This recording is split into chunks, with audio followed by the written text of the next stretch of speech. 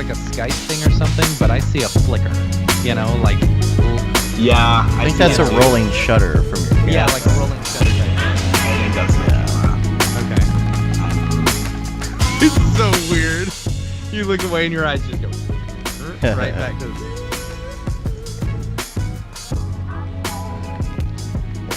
View in live control room. Derp. I need to put out the bat signal. Hi, John Haley. John Haley. Have y'all seen this new... On the new...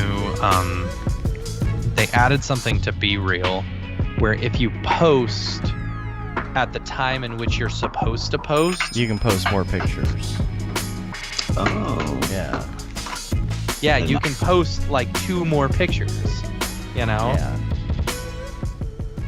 Like in cute. the same post, or is it? Yeah, like throughout the day. It doesn't have to be at that exact moment. So I can post like 3 pictures, you know? Throughout the day? I posted 3 pictures throughout the day, you know? Oh, I thought it had to be at the same time. So as long as you Nope. post on time, you can do 2 more?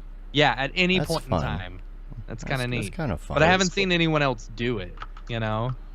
It's because I haven't. Because I'm the only nerd who picks up my phone whenever I get the notifications. I do did most Be of the Real time. like 2 days after Vegas, and then I was like, oh, I'm always just sitting here at my computer. Like, That's okay. Hmm. Oh, 69. I actually like rewatched that the other day because I was Yeah. trying to find a good video of me to use for the new AI animation thing. And so I was like, oh, that was a great one.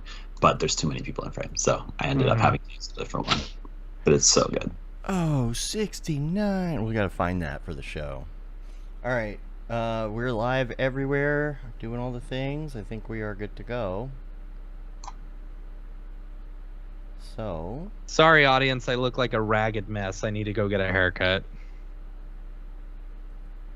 I tried this like new like pomp. I can never get my pomp looking right, you know? So I just keep on like I try something new and then I just end up going back to the way I did it in high school cuz it's the only thing that works for me. it's the best circumstances. Yeah.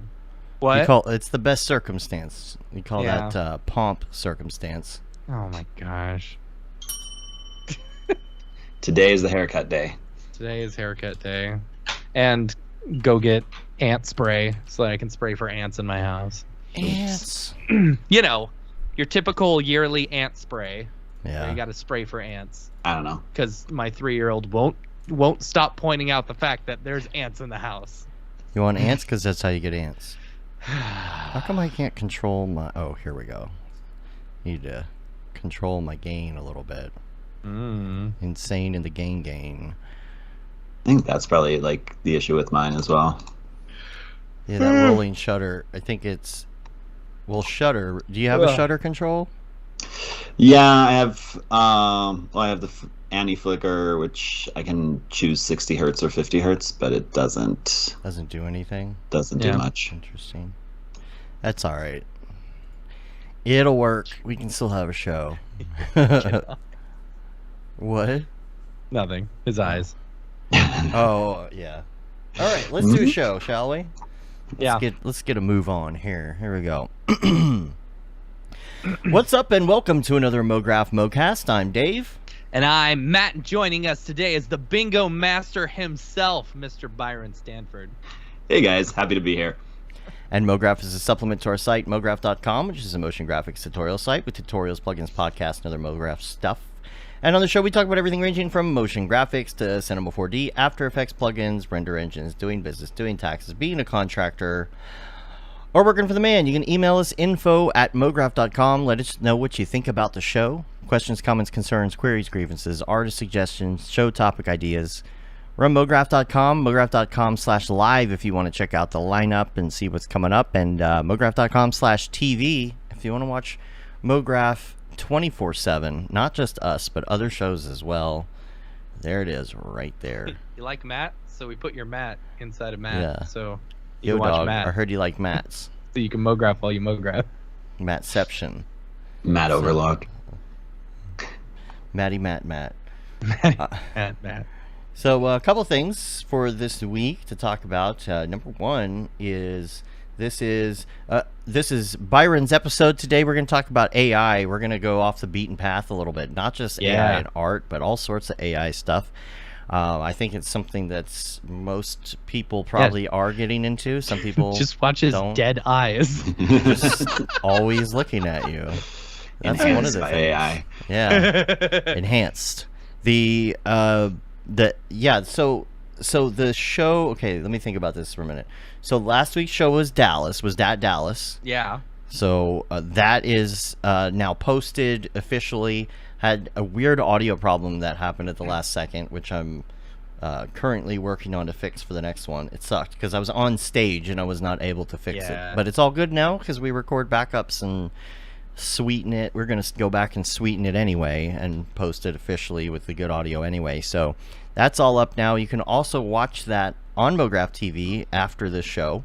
So, just leave this on. And even if you're watching the regular version of the stream, it'll flip over to that one afterwards. Yeah. So if you want to watch it, you can check it out. It was a great panel. Of course, if you're listening to the audio podcast, you'll have to click on that previous episode. That's true. That's true. So that was posted as the episode last week. So, hopefully people have already heard that. And then next week's episode is going to be the Denver show. Yes. Which we are doing on Thursday. This Thursday. So we will stream that. But next week's official, nice audio version is going to be on Monday. It will be Denver. The one after that, the week after that, is going to be the Philly one, which I will not be at. So Matt's handling that on his own for the first time. Have Pickle Nick's help on that. Yeah. So the week after that, on the podcast version, you will be getting the Philly version of that. If you want to watch it live, you can have what EJ day is be that? my co-host. Is that the 15th? What day 15th, is the Philly? Yeah. The way It'll that you the can 15th. find out, you just go to your web browser and type gotodat.com, and you can check out the lineup. That is May 15th. I'm looking at it right now. Yes. And you so can see we the lineup. won't have a show, but that one will be broadcasted the week after, I'm assuming. Right. And that is, what day of the week is the 15th? I don't even know. Is that a Monday. Tuesday? It's a Monday. Okay. Yeah. So it won't be very far off from our regular time that day. Yeah. Yeah. So we'll be broadcasting it live. Yeah. It will. Yeah. So it's interesting. So it'll be broadcast live next Monday, but the podcast that you will get next Monday is going to be Denver. Right. Just a week behind. Yeah. So that will be a week behind. It helps us because we can kind of take a little break and we can just post that. We have a little time back with all the travel and client work we have to attend to. Next 2 and weeks all that. will be DAT shows. Yeah, and we're gonna also update the site. Winbush will not be at the Philly event, unfortunately, but yes. Patrick 4D will be. Yeah, he's gonna do. We're bringing him in to do some ZBrush stuff, so that'll be a lot of fun. Yeah, and then panelists, Brodor will be there, and then the other ones, I believe at this point, are all TBD. Oh boy, I don't know what other panelists for Philly we have. Now, if you're coming to Denver, we have a mountain of panelists. I'll say 8,000 panelists. Yeah. Do we know anybody else in Philly? I know we know people in Philly. If you want to be on the panel, let us know. We'll just. Or even close by, New Jersey area or something like that, because it's only about an hour from New Jersey or something. And it doesn't have to be a gigantic panel every week either. Yeah. Sometimes honestly, it's hard. Yeah. 5 or 6 of us could handle it, I'm sure. Yeah. So for this week, though, for Denver, let's talk about the panel real quick before we get into everything here. So Denver, it's May 11th. It's this Thursday. And that is at 12 p.m. At 12 p.m., you're going to learn from EJ, Chris, and Winbush about things in cinema. Especially if you're new to this is a good opportunity to learn. If you are a noob, this is a good opportunity. They tried to make it not too intense, Chris's stuff is always a little intense, no matter what. So take that with a grain of salt. And Matthias will be emceeing that, and then our panel is huge. We've got so many people. We've got Brian Coleman, and then Byron, you're going to be there. I'll be there. Talking about AI. I'm sure we saved the AI discussion for the end, but it almost needs like at least 45 minutes, if not more. I saw you also got into it at the Dallas one. And we barely like scratched the surface on that. And then the Arievs will be there, the Schmoopies, and Cam will be there. Cam and Luis, Sean Astrom, Jen Van Horn, Scott Unruh. Rev is coming to Denver, so he's gonna join us on the panel, and then we're hosting it, Matt and I. So that'll be a lot of people. That'll be fun. Make sure you get tickets. We've revamped the ticket system also. If you bought an original ticket through the Portally Maxoni thing that was on the site, we've changed that now. We're just using Eventbrite. So we've transferred everybody's tickets over. So you should have an email if you had the original ticket. Everything's in Eventbrite now moving forward. So everything should be working well. And yeah, I think that's about it for the tour. And I don't know if there's any Camp Mograph updates that you had this week. No, other than for those who are coming to camp, we're currently working on the camper portal for those new people who didn't come last year, who are new to camp. The camper portal is just kind of a place where you can log in and check out like what to bring, suggested things to bring. You can also sign up for the shuttle. The shuttle is interesting this year, as I'm sure every single person who went through and bought their ticket read all the information and saw what time the shuttle service was at. Sure they did. Right, Byron? Yep, every time. Yep. Every year I read it and then email you 2 days before, oh, I don't have a shuttle. Right. Get off. So, and it's different this year. That's the thing. It's very different. What's cool is, which, Byron, you live in Denver anyway. I'm so hitchhiking. I'm assuming you're just going to drive, But the shuttle is different this year. We are not running it throughout the day. We are running it 3 specific times because we hired a shuttle service in order to actually do it. So that took a big weight off of us, and we're just recommending people fly in, sign up for your shuttle, make sure you get there, and these shuttles are pretty big. They'll fit like 50 people, they're huge. So we don't have to get like 6 rental vans and be running all day. It's just that is one of the hardest parts of camp is and so we and the stress of it, one of the most expensive, honestly. So we just outsourced it to a company this year, and we're really excited about that. Awesome. But the portal should be up here in the next week or so. Yeah, so here's the winning ticket, the winning bingo from last year, and I don't know if I can even try and play the audio or not. I won't even attempt to play the audio. But there's Byron, there's you winning the final bingo for a camp ticket. Highlight moment. Yeah. So this and the Vegas story will now go down in history. Oh my gosh, am I allowed to tell the Vegas story? You've already told it. I thought you told it a couple of weeks ago. Yeah. Oh my gosh. That was my favorite night of the trip. That was my favorite. I was so tired the next day because we stayed out till like 5 a.m. or something. That was like every night there. You were so funny at the end of it. You were like, I'm not walking back to my hotel. I'm getting an Uber, and not realizing it was literally the hotel next to it. I didn't even have to walk for that long, but I refused to believe that it was that close. I just like, no, get me Uber. I was exhausted. You must have been hiking with EJ at one point in your life and lied to about how long something is. How long a walk is. It's just a 20-minute hike. 3 hours later. The brewery's around the corner, is what EJ always says. 100%. Yep. It's around the corner. To someone up here, who guys. walks 7 or jogs 7 miles a day, it's just around the corner. Just someone who sits at their desk drinking Mountain Dew and Monster just to stay awake. No, it's pretty far away. How many monsters were you on there? Yeah. That night, I don't know. Today I'm at 1 and 1 Mountain Dew. Already. About to hit a second one. I'm out of Monster. I'm waiting for my ridiculously expensive order to come in. They're so expensive now. They are, yeah. I mean, from Costco, if you look at it like at Costco, they're like $1.50 each, which $1.50 each is actually pretty good in comparison to like if you're buying them at like a 7-Eleven or something. Then they're like 2 for $6 or something. Does coffee just not cut it anymore? Coffee? I don't drink coffee. I do, and it still doesn't cut it. It still doesn't cut it, Yeah. right? Yeah, those I had packs one of on those, Amazon are $50. Prime energy drinks, that the kids are drinking nowadays. The one with actual caffeine in it. That was pretty good. It was really good. Had like 200 milligrams of caffeine. Felt really good yesterday.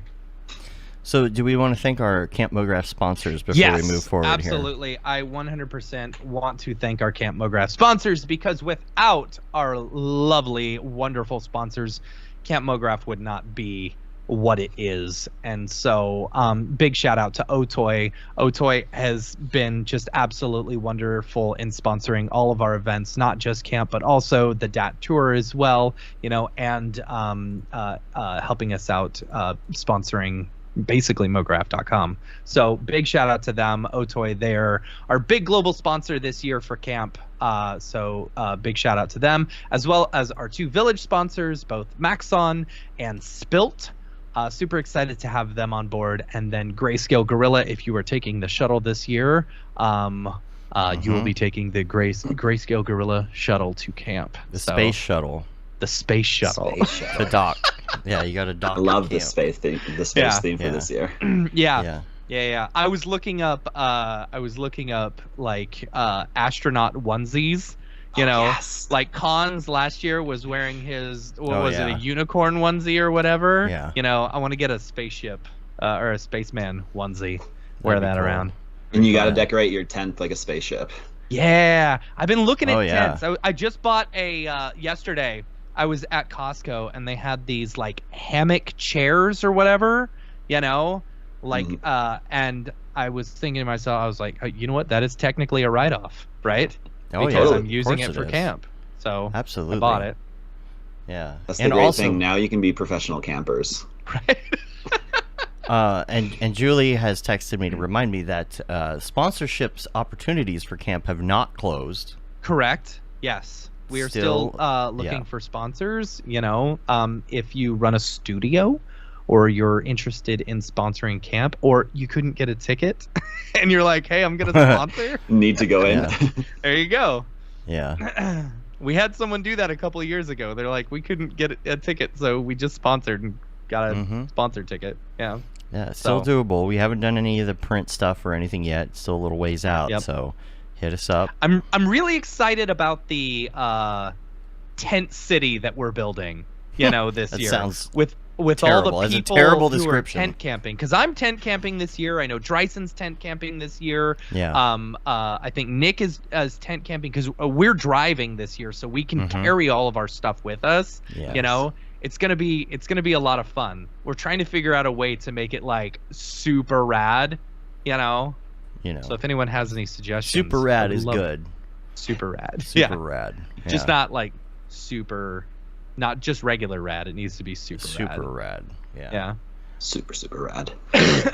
Also, a couple other things here real quick. I had a note. Matt, you had a note. I wanted to tell everybody to check out mograph.com/news because we do have articles on there pretty often. But this video that we posted an article on here, it is the launch of the new Volkswagen truck. And this is a very long video that was put together. It's by Tactic. It's TACTYC, and this video is absolutely insane. This is some of the best animation for a product or something that I've seen in a long time. And you would not believe. I can't really. Can I fast? I don't know if I can. No, you can't. The embed is weird on it. Maybe you can find it on YouTube. It's Vimeo, so yeah. Always, yeah. But like the amount of work that went into this, and there's just so much particle stuff, and there's just so much. This is just a masterpiece in my opinion, because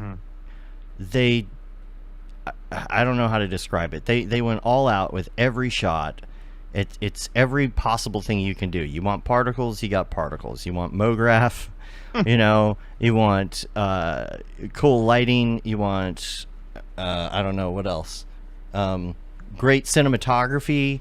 Mhm. Everything about it is great, and I can't even imagine how much time went into this. Oh yeah, threads. You gotta have threads, yeah. right? Have threads, You gotta have threads. All the tricks for this one. Yeah. Everything. They pulled out all the stops, and I just think it's just an absolutely fantastic. Here's some Mography rocks, and just beautiful, freaking beautiful. And the audio on this is great too. So go check this out. It is truly inspirational if you're especially into like doing product renders and product animations, and you love the whole Mography, Octane, even though it's Redshift, Octane look. Just check it out. And That'd be interesting to see how big that team was, like how long this took. Yeah.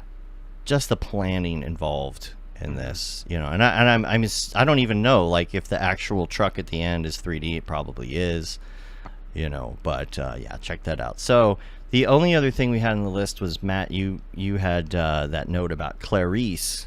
Yeah, so I was scrolling through Instagram the other day, and I saw that Aaron Sorensen had posted a story all about how Clarice, the 3D software that the stuff that like renders out these massive giant scenes, is apparently going out of business. Mm-hmm. So, goodbye, Clarice. Oh my gosh! See what I did there? So it's interesting. It's it's interesting to see something like that. I don't know. I know it really seemed like the people that used it were very, very much into it.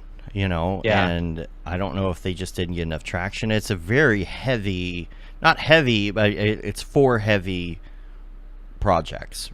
Yeah. Like massive projects. I don't know exactly why they shut down, but anyway, Byron, let's get to you. Let's talk about you a little bit, and let's talk about some AI. We are going to touch on your graphics background a little bit before we get into AI stuff. You've been doing AI TikToks and things lately, which are fun. Yeah, I've been very into AI lately. So we'll go down that rabbit hole. We'll first talk about you as a designer. I have your I don't know, what do you call it? Your link tree up. So I have some links to some things. Your freelance work, your website, it's called Not Just BS. Is that right? That is correct.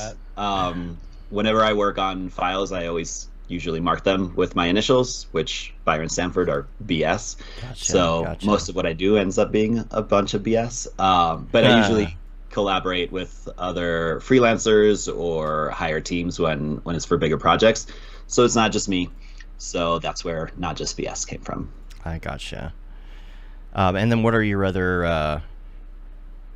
other social media sites and things that you got out there? For the most part, I post on Instagram a lot, which I guess we all kind of do. I just started the TikTok thing now that I've been doing AI videos. And I did my first YouTube tutorial the other day, which was scary and and very interesting. How much time did it take you? It took me a whole day. Yeah. A whole day to record, and then like a whole other day to edit, basically. Yep. Where I thought I could put it out on a Wednesday, and it ended up going out on a Friday night. So it's like, I just need to put it out. I can't deal with this anymore. But yeah, I do mostly animation work, 2D, 3D, for either agencies or direct to brand. And that was a little bit of my reel up there. Rock on. And where did you go to school?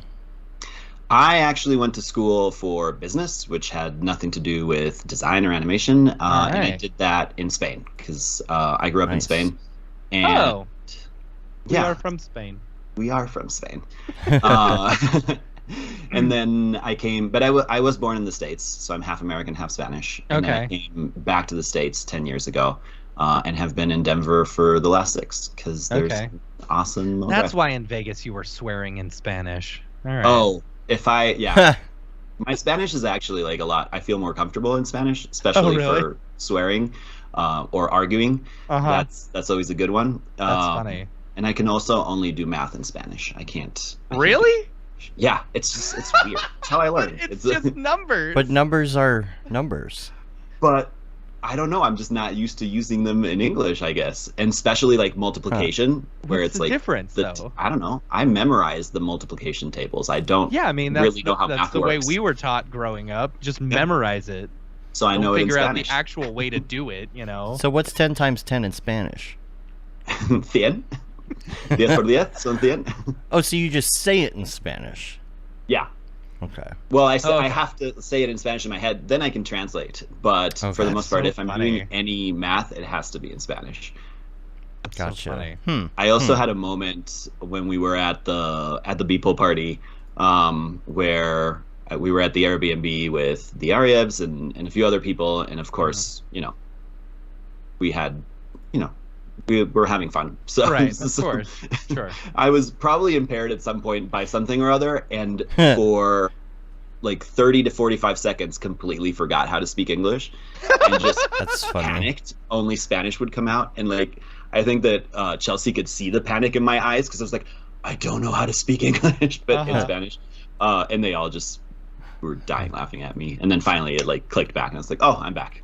That's so funny. Brains are weird. Brains are very, very weird. So It's like you had is a different is word for everything. Is it Spain Spanish? Very Spain Spanish. Okay, yeah. so it's like with the With a lot of all the tongue, lisp. Yeah, right? all the lisp. Yeah. The lisp. Yeah, and I had a it's friend who was not really a friend, but I knew this teacher who had a really heavy lisp, and she taught in a very Hispanic area. And they just thought she was from Spain. yeah, we do have a lisp. They say that it's because we had a king who had a lisp, and then they made Oh, that's everybody funny. start pronouncing things so that it sounded like he was properly speaking the language and everybody else was wrong. But I feel like that's more of like an urban legend than anything Okay. else. Okay. Dude, we need to hop on like Discord sometime. I need you to teach me Spanish. I need to Oh learn. yeah, real Cuando quick. quieras. Yeah. Let's see, I don't Just know real what that quick. means.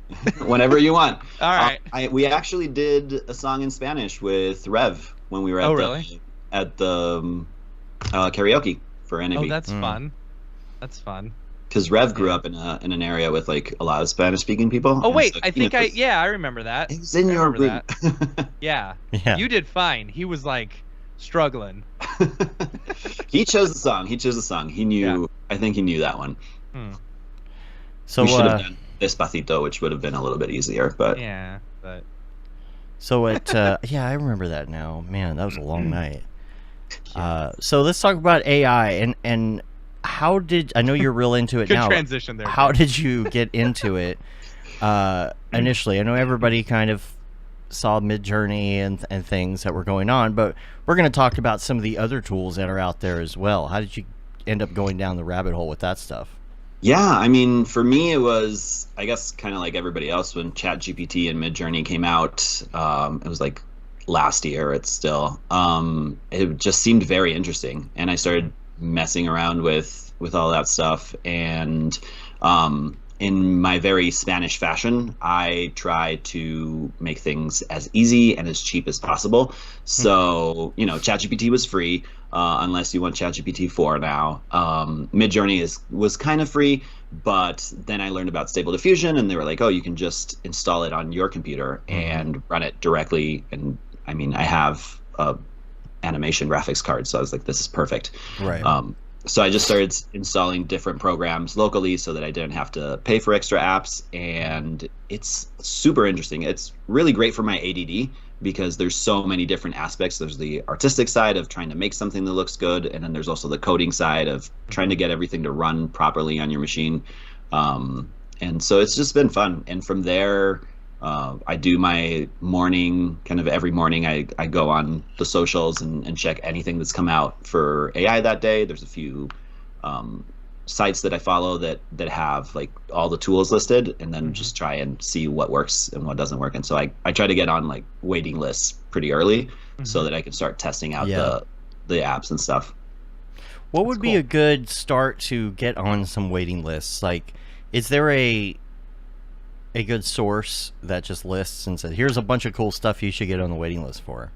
Definitely. I mean, I don't know that it says this is what you should get on the waiting list for, but futuretools.io is a site that I keep my eyes on a lot, and the guy who runs it also has a YouTube channel where I don't know if it's every day, but definitely every week he puts out a video and he's like, this week in AI, this is what happened. And he gives you a rundown of news, new things that have come out. And so all the tools are listed. You can categorize them by what you need. Yeah, exactly. And you can list them by new or whatever. And so if there's anything new in there, you can get on the waiting list pretty early. This is like... Oh, this is great. No wonder so many people are like scared of AI. It's like just going to this one and seeing all the different things that are there. It's like, holy cow, you know?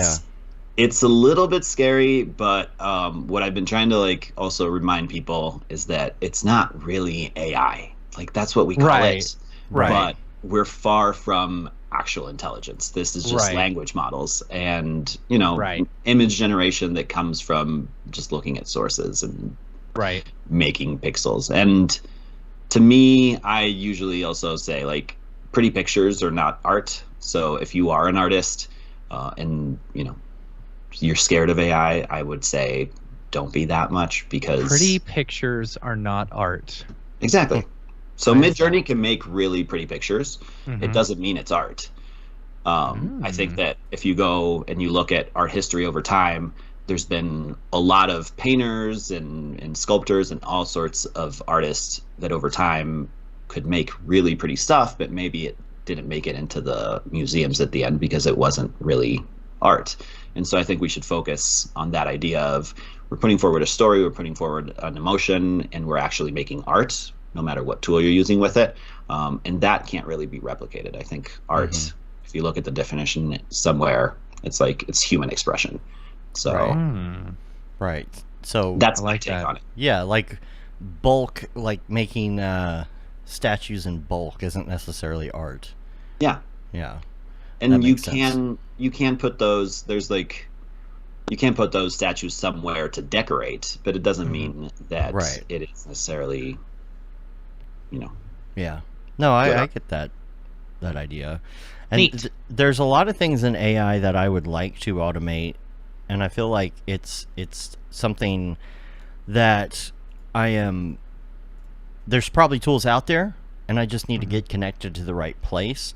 But for me, I use a lot of ChatGPT, but I also feel like, okay, how could I integrate this with something else? And I know there's integrations and things, but then you see a lot of garbage stuff, right? Like you're on TikTok and you're like, this app lets you do ChatGPT mobile for free, and it's like, yeah, it's called ChatGPT.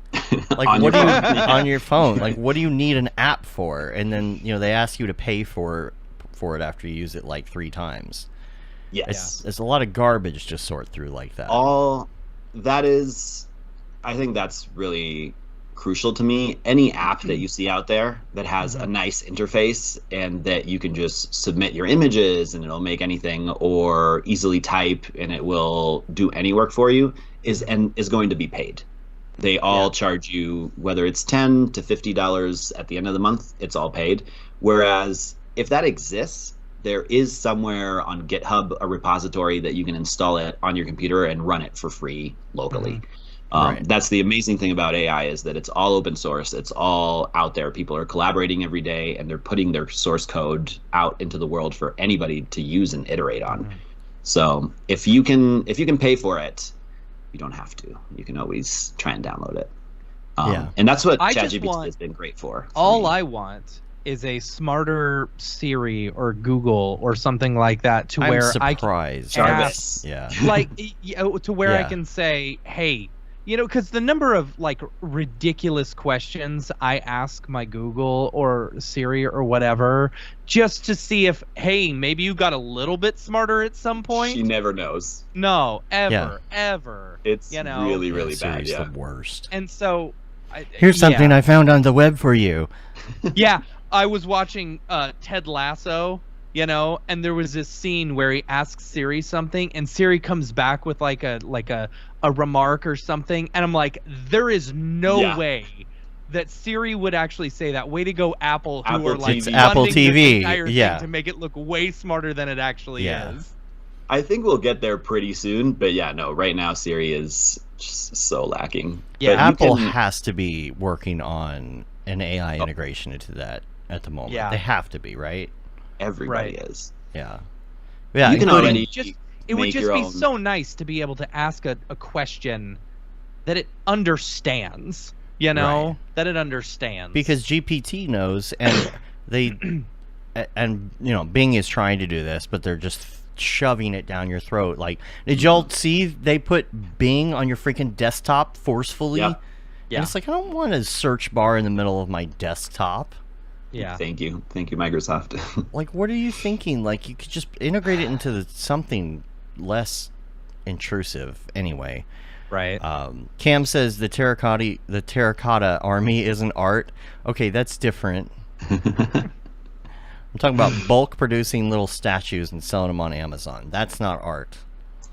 If you sell 1,000 of something, it's probably not. Yeah, is 3D printing, is that an art? Or is that just manufacturing? There's an Depends. art. Are Is you manufacturing Are you an creating art? the models? Yeah, are you Maybe. or are you just I don't know. downloading them and printing them? I don't That's know. not art, right? We You're could ask creating. Scott. We could ask Scott. ChatGPT. Scott, are you asked. really an artist? Scott is very much an artist. Byron says you're not an artist. Yeah. He Byron says you said, just download 3D prints and print them. yeah. So a Scott. tool that I would like to have is like to be able to, okay, if I ask my Amazon dingus to Mhm. play something on Netflix, Mhm. it is the most ridiculous like twisting of words to make it work, because I have a TV and the TV has integrated Roku, okay? But as far as the other items are concerned that run the things, the dinguses that could talk to it, it sees the Roku as a separate thing. It thinks I have a Roku plugged into a TV. And so if I say play something on the TV, it says, sorry, I can't do that. And it's like, Yep. okay, you know I have a TV in this room. You know this one is set up to be only in this room. Like if I'm in this room and I say turn on the TV, dingus, it will turn on the TV. But if I say play this on the TV, it's like, well, no, you're supposed to ask me to play You this gotta on the play Roku. it on the Roku. Right. Yeah. And Yeah, You then could my- rename your Roku to TV and see if that helps. Well, that makes it I worse. did that in my bedroom. I renamed like a group of stuff called the lights. So when I say turn on the lights, it turns on all those lights. Or I changed my fan. I'm like, turn on the fan. Right. But then you do that, and then if you ask it in another room to turn on Right. the fan, Oh, yeah. it turns on the one in the other room because it I thinks that's do the wish name. it could differentiate by which one you were in. Yes. And it also, can. my Google will it sometimes accepts turn on, you know, master bedroom TV, or sometimes it messes up and then I have to say turn on 65-inch TV or Roku or Right. something like that. It's really stupid. And it changes. It's like they update their algorithm. Mhm. Or they update something, and you'll like I used to be able to say, "Hey Dingus, turn on Seinfeld on That Netflix you on call the it Roku." Dingus. Like you want to just say, "Hey, just play some Seinfeld."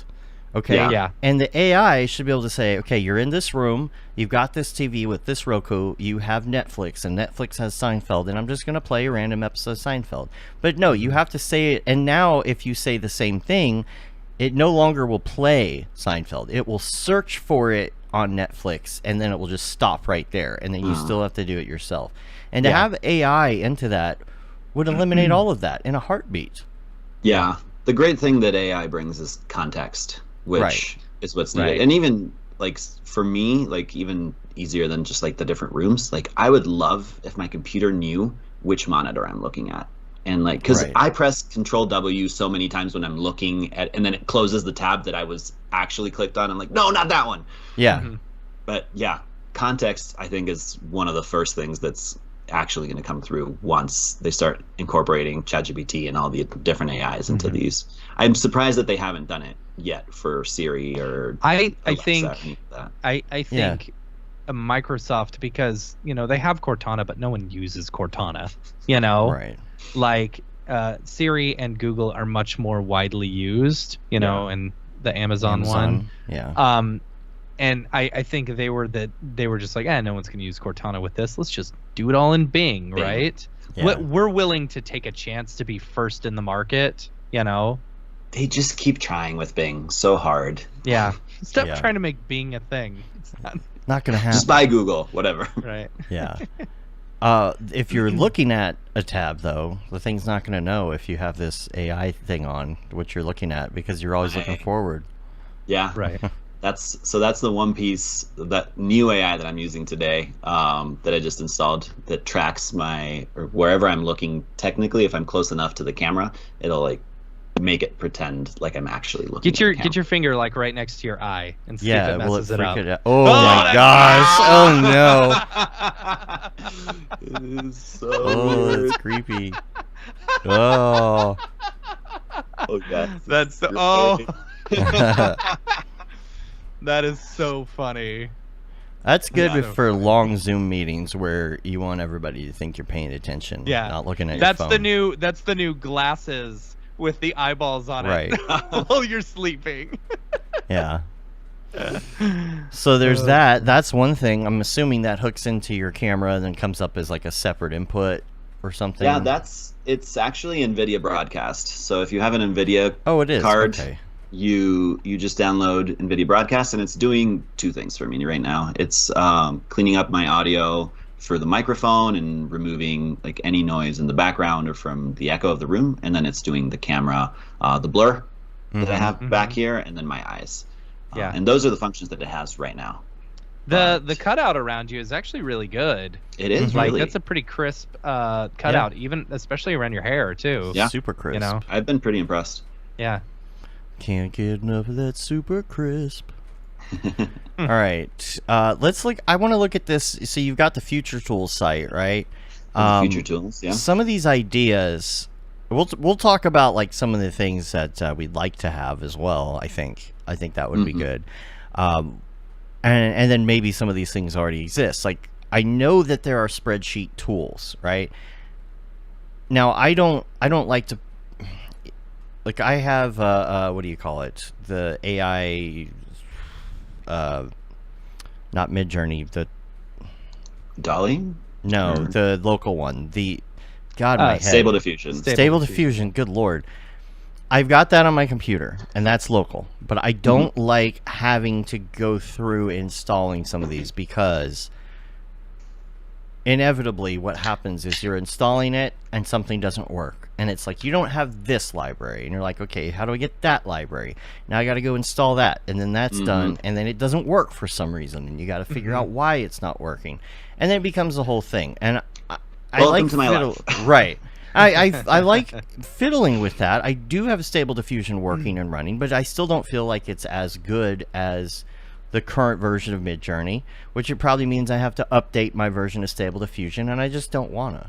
Midjourney just has like a special magic, and like it gives you very pretty images, and that's a little bit. And there are some models you can download for Stable Diffusion that kind of replicate that. Also, Midjourney, by the way, just came out with version 5.1, and it is insane. Like and they just keep getting faster and faster at these. But they have 5 fingers now and all, you know. But that's where ChatGPT really helps, because any error that I get in a command window when I'm installing something or something doesn't run, I just copy and take it to my ChatGPT. I'm like, I got this error. What do I do? And ChatGPT just is like, here, this is what you do. If this doesn't work, try this. And you just copy it from there, paste it, and magic. After a while, it does work. Yeah. What I would like to do, I would like to take the U.S. tax code, you know, feed it into ChatGPT, and then say, help me create a website to where I can easily do my taxes, you know? That would be ideal. Yeah. And that goes along with what I was wanting too, which is just something to help me with spreadsheets and budgets. Like, I can build a great budget spreadsheet, but it would be really nice if I could actually like say, okay, take this raw spreadsheet from all of my transactions at my bank, categorize them the best you can, place them in here the best you can, and restructure my budget for this month the way I usually do it. because you can see the way that I do it every month. I just need to get the data in there, and it takes me forever. And then again, I want to give it access to my email and say, well, go now, because the Amazon things are the hardest. Finding your Amazon transactions, because the taxes and everything are not the same, and they charge you half at one point and half at another point. It's so stupid. So take all my Amazon stuff and put it in there, and find those transactions. I don't even need you to categorize them, but sometimes I can't even. I'm like, what day is this? It's like I ordered it April 1st. It came on April 15th. They charged me on April 27th, and it wasn't the same amount that they said here because the tax was left off, and the tip for the groceries came through that day. And I wanted to figure that stuff out for me. You know, I'm like a lot of people. I want AI to make life easier. Yeah. So are there any spreadsheet things that you have worked with yet? I don't really work with spreadsheets that much. The only thing that I've used is ChatGPT when I need an expression for my spreadsheet, where I'm like, hey, find me something that'll do X, Y, or Z. Yeah. And it'll just give you the little code. But I have seen, there was somebody, it's a video on TikTok now, I'll send it to you later, where it's like somebody left their whole financial decisions up to ChatGPT. And so with some of these plugins that you have now, you can feed it automatic data, kind of like what you were saying. But do remember that ChatGPT is public. So you maybe don't want to. You can all your pay for privacy and stuff, but you might not want to update all your. What do you mean it's public? Anybody can see what you've been searching for, Matt. So your conversations are shared with them for them to learn, but they're also public. I've never gone snooping to see anybody else's conversations, but I think you can do it technically. They just came out with a privacy feature. Well, I know that they say that like their team can see these things, but can the public actually going to delete all the chats? they can't actually. The public can't see your chats, can they? I don't know, honestly. I don't think that's. Why would they have a privacy function then? I mean, maybe it is for the team. Who knows? I think it is because they're trying to use whatever you're doing, because they're trying to get feedback with the thumbs up and thumbs down. So if you're doing that and they're trying to go through and do some quality control, I wonder if I send they y'all might one open of the web addresses. If you can access it, it's possible. Yeah. Because let me find one that here we go. When you have sometimes it can't load because it's oversaturated and it can't load like your old here, Dave, trying to conversations. You can just go into your history and that's one of my conversations. Just tell me if you could. I was trying to I made it a roulette bot. And so I was testing things out. Futurama, which was cool. It was like I was fiction. like, you're a roulette bot.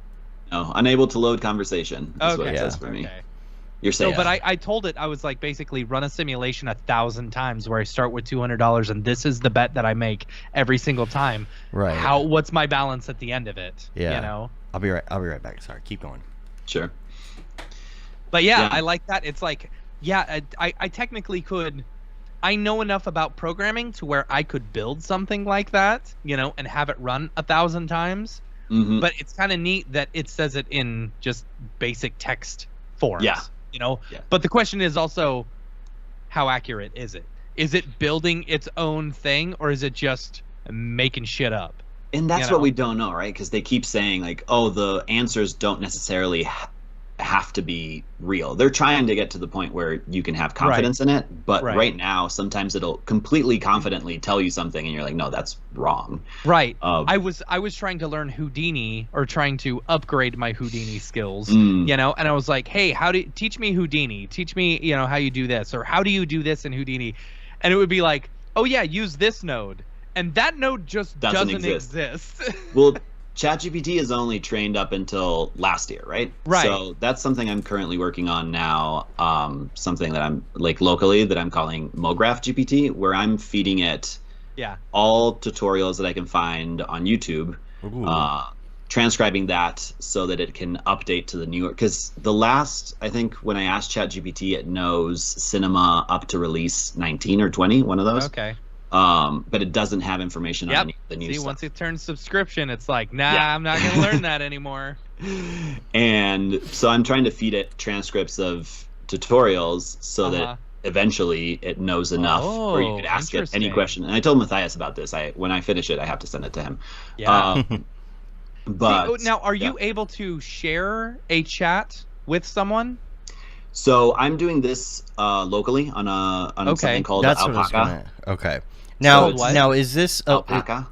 Alpaca? Is this allowing you to use like the full GPT-4 though? Because that was going to be my question. Was like, if you want to integrate something with GPT-4, you have to pay. You can't do that locally.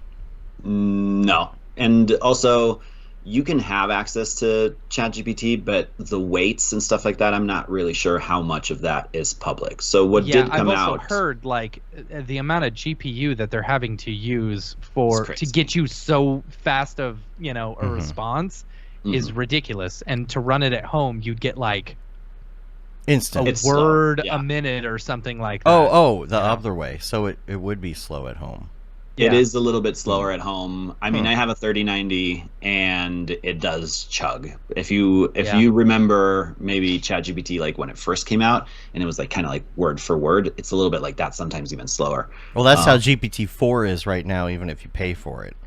Oh, it's slow? I haven't tried it yet. And they slow it down on purpose, like so that the computer has time to catch up with itself. Wow. You do something on 3.5 right now and it's almost instant. Mm-hmm. But that was my thought with like we've got transcripts of all our back shows, so I'm like, how can we send 370 episodes, the transcripts back through, and on GPT you really can't copy and paste a full script like that, so it's too long. Is that the only option then, is to do it locally like you're doing? For now, as far as I know, this was the first thing that I saw come out where it was like you can train it locally on your own data. And I think that the idea behind it, when I saw some video, it was about, you want to train it on, say you have a company and you want to train it on your operations or whatever, so it could answer questions. But with the idea that you could train it on anything, I was like, well, just give me a Mograph GPT where I can ask how to do anything, and it should know and should be up to date. Right. Yeah. Because I wanted to do like an AI generated episode where it knows everything about all of our episodes, and it creates an episode for us. How funny would that be? Feed it every single transcript. Yeah. And then make a show. Be like, all right, create an episode for us. Right. That would be awesome. And then see what it comes up with. Voice.ai. So when you are training this, you said you're using Alpaca. Now, is that the entire thing, or is that just the installer? That is the name that they give the weight model. So Meta made their own ChatGPT kind of thing, and it was called Llama, and it leaked online, and so everybody kind of just had the code, had some of the weights for the training and stuff, and so somebody who's really smart hacked that and made it even better, and so instead of Llama, now it's called Alpaca. But there's a ton of different versions. When I look it up, all I see is image generation. Mine is video. I'm not video, sorry. Text. So it's very much ChatGPT, just run locally, and you can create for it different agents. So you can give each of your agent like a different personality. And you can download these, like people have them built and stuff, and you can use images also for the agent to talk to you directly. It's very much, hopefully will be a Jarvis type situation where you can just talk to it. But here's a question. Yeah. I've read somewhere that said ChatGPT is better at picking stocks than actual, stockbrokers and stuff. At that point, why aren't we all rich? Right. Or, now don't get me started on stocks, because I think they're just a big pyramid scheme. Oh, 100%. But, it's like, if everyone's using it and everyone's doing the same type of thing, I don't know. Why aren't we all rich? We should be all rich. I think that AI should figure out UBI, if anything. Right. Right. But, yeah. Hopefully I'll it'll gladly be take that UBI. Ideal utopia in the future where we can just get paid to be creative and do whatever we want. That's what I'm hoping. I'm hoping that AI will figure out the answers to some of these problems, because like, I mean, even infrastructure, right? Like, think about you got traffic problems and other things. In the future, theoretically, could figure out the traffic problems, figure out what needs to be done, design robots and vehicles that can autonomously fix things. Yeah. And when we can just sit for back. For traffic, we've had Google Maps knowing where everybody is at any time, and I've always thought, why don't you just smartly reroute certain people so that you get rid of congestion, which sometimes it will say, I think Wave Apps does route. that, you know, because Wave Apps will send you all sorts of weird ways. But I found that like sometimes Wave Apps will send me in a way that it thinks is faster, when in fact I've run a specific route so many times that I know this other way is faster, and I'm curious if it bases it off of paths that other people have gone, and it's like, okay, this is actually much faster, or whether it's reading all that traffic data and it's like, nope, this is the quickest way. That would be the ideal, which I'm sure will come soon as well. Google is the question is though, like, what becomes the motivation if AI is running our lives? Being creative, no? Isn't that what we all crave and want? Like, for me, I don't care about being creative though. Like, what would you? Okay, if you didn't have to make money every day, what would you do? I would love to say that I would love. Like, my entire goal has always been to make a ton of money in order to be able to make cartoons my whole life. That's but creative. Like, yeah, I know it is, but then I think to myself, if I was just rich, I'd probably not do that. I wouldn't care enough. Like, I'd have no motivation. I think you'd get bored after a while. Right now, I'm having a really hard time because I know that my budget is covered for the rest of the year with jobs that I've got lined up, and I'm having a lot of hard time motivating myself to do anything. You know what I'm saying? Right. Anything above what I need to do. So, did you guys remember the movie The Time Machine? Like, not the crazy remake that they made. H.G. Wells, The Time Machine? Yeah. Yeah. The original, like, old first version that they made, and he goes out into the future and like way back, because he like passes out on the machine or whatever, right? And he gets to where the Morlocks are, and this whole, and it's a utopia where nobody works. All they do is just lay around all day by the river, and like they're like all like pretty and just having a nice time and just enjoying life. And I feel like if AI ran everything, that's what it would be. You would just get to philosophize and enjoy the trees and the streams. And I do think you would end up getting bored at some point and want to create something, because I feel like that's what the human condition is. Yeah. I would hope so. Or not. Or maybe we would just all hang out there and then get fed by the AI, and at some point the Morlocks would take us. You never know. I for one welcome our Morlock overlords. Yeah. Anybody, Warlocks, aliens, AI, whoever wants to just take over, just make me not have to make decisions. Yeah. So I'm bookmarking the alpaca thing, because I definitely want to get into that, and I want to I want to be able to have it design stuff like like I was saying, like design me a whole episode based on these scripts. Do you feel like alpaca is as good as using GPT in general? No, I think GPT, especially GPT-4, is always going to be better. It's just that, and you can integrate GPT-4 with a bunch of different things with the APIs. It's just that it'll charge you for tokens, and I haven't run any tests to see how fast it will burn through those, and that does scare me a little bit, of like, because I'll just try things over and over with AI, because it's free and it's available. And if I had access to that, I just feel like I would start racking up all the Chat GPT-4 tokens and end up spending a ton. You can limit it, but it's still a little bit scary. I would like to have something that kind of brought all that together, and I do like the idea of maybe having a shared thread, because right now, like, if you want to kind of do an ongoing thing, you kind of have to like keep a thread in GPT of what that thing is, Eventually it'll be like all combined, and It'll know everything about your life, and you could say, "Hey, make me a recipe for a cake that I would like," and it knows all the things you don't like, and Yeah. I have thought about this so many times where it's like, what if there was an app that would listen to every single thing and every conversation that I'm having all day long, right? Yeah.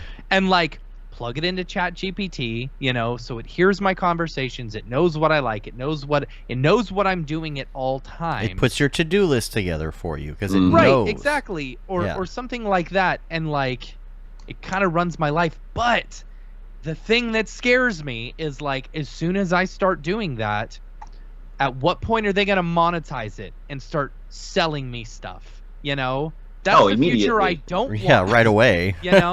Right away. They're going to take that. every piece of information and just start selling me stuff. It's like, I don't want that. You should know, Chat GPT, that I don't have it in my budget for that. Well, okay, gosh, but maybe it's, I don't know. If you pay for it, that's one thing. There's both models, right? There's the pay for model, and then there's the where you are the product, because it's yourself, free. Yeah. Mm-hmm. So if you're paying, let's say you're paying for it, and your info is not going into some big database somewhere.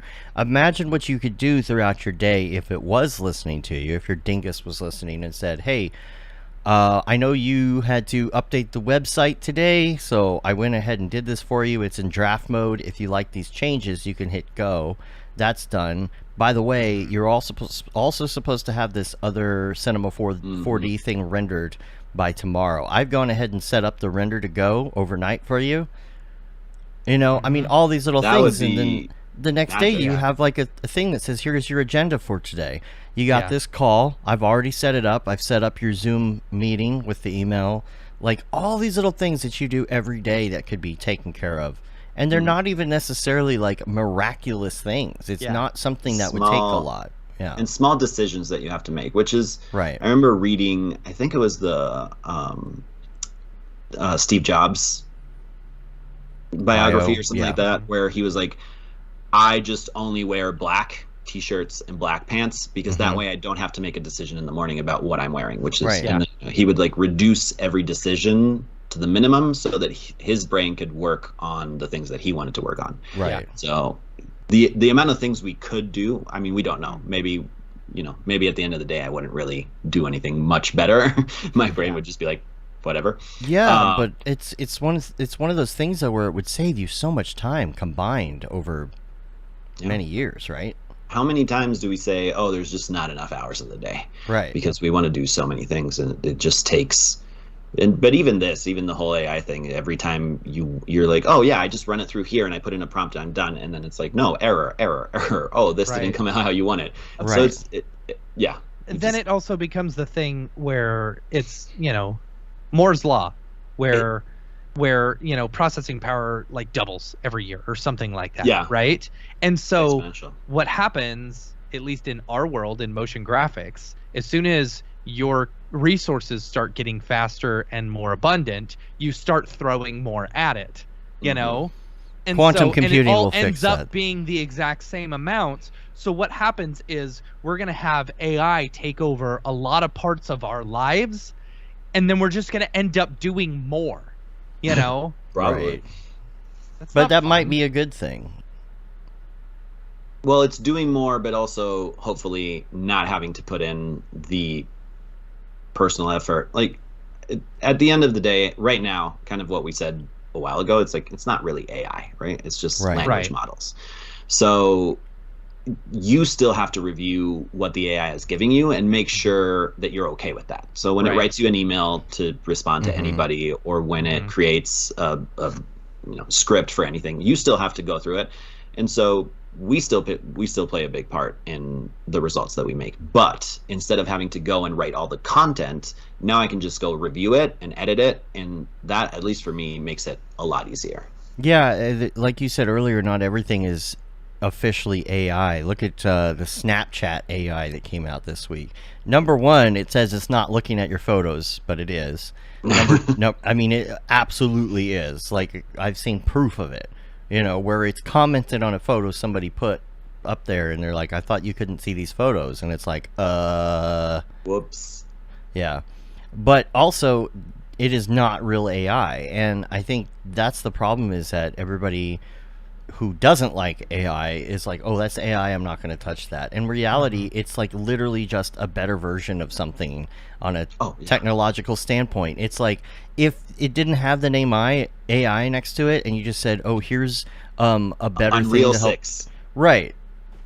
I don't know. I just feel like people are scared of it for that reason. Whereas if it didn't have the name AI, it would just be another cool advancement in technology. No one give it a second thought.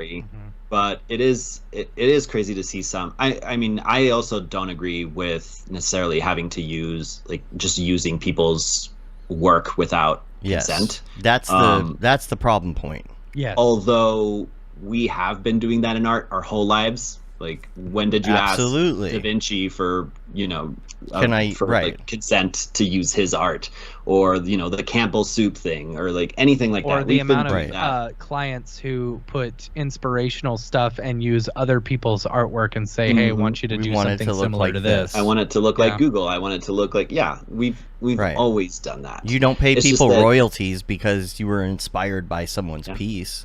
Yeah. It's just that now it's at such a vast level that it becomes scary. But it's pretty funny to me. I've actually, since I started doing the AI videos, I've gotten a few haters now that are just like, I can't follow you anymore because of what you're promoting and blah blah. And I'm like, okay, cool. I guess that's your opinion. See ya. Right. See ya. Sorry, I'll give you a refund. I'll give you a full refund. Yeah. Yeah. It was the price of Blender. Yeah. It helps when I'm writing stuff. It helps me categorize things. I put out a series of TikToks about the piece that I made, and I used a ton of AI on it. I used a ton of AI to help me organize my thoughts and chats and even scripts, because you were talking about how hard it is. Sorry. You were talking about how hard it is to sit and record something, right? So if you can do that in bulk, it always saves time. So I had it divide these things up. I had it help me figure out, how many scenes can I do? Like, I'm going to have 4 or 5 different setups for these 12 videos, and I want you to divide the scripts up so they're in different places throughout. And then, and then come up with scripts where say you're going to shoot all of these lines of the script in this location, and then you're going to move the camera and shoot all of these. I recorded 12 TikToks in an hour. It was a lot of setup, but I recorded them all. Now, it's a lot of editing too, but I was even using that. I was using edit with using scripts, where you can just look at the text and edit the text, and it edits your video. Yeah. And that saved a lot of time. And that's the type of thing that I love about AI. And the little trick that I use there is I'll feed it old blog posts that I wrote, or stuff that is in my voice, and then I'm like, here, you're going to analyze the tone and the voice of these, and then when you give me a script, I'm going to tell you, okay, now make it more personal, change it to my tone and voice. It'll rewrite it, and it actually does sound a lot more like a human, because you know how you can copy paste that into AI detection systems, and it'll be 93% created by AI. As soon as you're like, oh, give it more character or make it sound more like me, it goes down to 20%. So it can really do a lot, which is amazing. It's funny, I put in to do a bio about what Mograph is, Mograph.com, and it came up with some things, and I'm like, okay, we'll talk more about the show and the podcast and who's been on the show. And it's like, oh yeah, Andrew Kramer and Ash Thorpe, and I'm like, no, but they've not been on the show. Right. I'm like, give me some other people. I would like you to include a Get me Andrew Kramer on the show. I was like, I would like you to include some females that had been on the show. I gave it a whole description, and then it came back and it gave me something good. But it's a good starting point to have you're like, I mean, you did it too. You were sending me your bio for Denver, and it's like, you put it in, and even if it's not correct, it's such a great starting point to have instead of a blank canvas. Because I think that's one of the things that we struggle with the most to create anything, right? It's the blank canvas kind of thing. Even when you're trying to make a piece in C4D or whatever, and you're just like, well, I could make anything. What do I do? Let me go to Pinterest and find inspiration. And you might have an idea, even just using Midjourney or Stable Diffusion to like just start brainstorming is a great way to also get a step ahead. I don't know, if I'm in the mood to make a certain thing, I'm like, give me options for like a moody scene with dramatic lighting or whatever, and it comes up with ideas. And I'm like, oh, I like that. Let me see what I can do here. It also really helps to get good at the prompting. You know, that's obvious with Midjourney, but it's so much so in just regular ChatGPT. I asked it the other day, I need help fighting my property taxes. Right? Oh, that's funny. And if you just say, I need help with my property taxes, it's going to give you something generic. It's going to say, well, one of the things you can do when you have high property taxes is blah, blah, blah. But if you start it out and you say, here's my situation, here's where I'm at, here's the comps, here's what's going on with, you know, where it's been year to year and why I don't believe it. And if you give it the whole setup, it's really going to give you something different. You know? Speaking of that, actually, ChatGPT told me the other day we should create a church. So, you know, you can have a Mograph church. And then you don't pay property taxes because you have enough followers that you're like, oh, well, we could be a religion. That's true. There we go. So you just license that, and it tells you everything. Oh, yeah, you need to file here. You need this form. You need this and this. You need so many people. You need somebody that's like the head of the board. And then you don't have to pay taxes anymore. Because I did go down that rabbit hole a little bit. That's Church of Mograph. Yep. Yeah. Pay your tithing to me. Yeah. All your tithing are belong to us. So I did. Okay. So I have one in here called Digital Marketing Obfuscation. And it's an entire thread. And I think I talked about this on the show before. But it's a thread where I have snarky but not too rude answers to emails that are unsolicited, and the people obviously don't follow us. They're just pretending that they do, you know. I really liked your blog post the other day about AI. It's like, well, we had a show about AI. It wasn't a blog post, you know. So it's, and I just keep the thread open on here, and I'm at this point, I'm like, okay, now do this one. Now do this one. And I just copy paste. And I get a great little response. You know, when people are talking about how much they enjoy the show and then want to, you know, have somebody join the show. Like, oh, we have somebody that's great for your show. It's like, oh, really? What do you like about the show? Viewers. Yeah. What do you like about the show? Oh, I liked the one episode where you insert quote here. You know, and it's like, so I've got this great thread for that. I've got one specifically for camp, because with all these videos and things that we're making, I want it to know everything about camp. It knows the backstory of Spider-Lord. It knows all of this stuff, so that when I go to it and I give it a command, like it's amazing, because it's such a long thread now that if I say, okay, I need another video, and I need a script for it to be like this, it knows all those references in there. It knows to add a little blip about Spider-Lord that's comical because it makes sense. And if you could do that times everything in your life, that would be valuable. It would be a lot better than, I found this on the web for you. Sooner than we think, I'm sure. It's the speed of this stuff is just ridiculous. Keeping up with it even is so hard. I think I find like there's this panic because we're so close to technology, you know, and we're so easily we can easily access it. And before just about anyone else, you know, before it hits mainstream or something, like the fact that is constantly in the back of my mind, it's like, you're not doing this. You should be on this, you know. Well, it's very reminiscent to me of NFTs when that technology came out. Yes. Our our industry and our world kind of exploded because yes, you do have. See how that ended up. GPUs, yeah. But also there was a lot of, at the time, at least for me, there was a lot of, issues feeling like, oh, I'm not taking advantage of this, or oh, I'm not jumping on this fast enough, and I'm gonna miss the ride or whatever. Right. And I think that lesson is one of the things that when I saw AI, I was like, this is amazing. And there's so many people out there that don't have a 3090, that don't have, or 8 like David has. Right. And they have to run all of these things either paying online or through a Google Colab that is slow and doesn't really work that well.